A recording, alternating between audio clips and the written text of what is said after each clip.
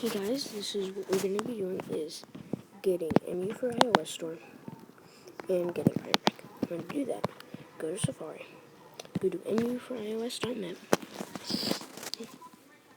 Now once you're there, once it loads up, all you have to do is install this. I'm not going to because I already have it.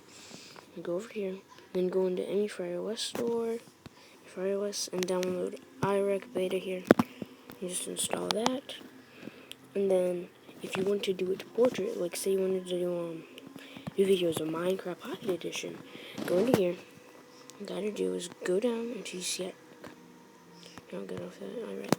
And go to video orientation, and it comes as portrait, but you can do anything you want.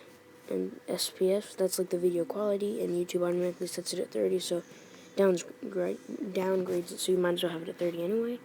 And then this is like how your voice sounds, so that's the best, 6,000.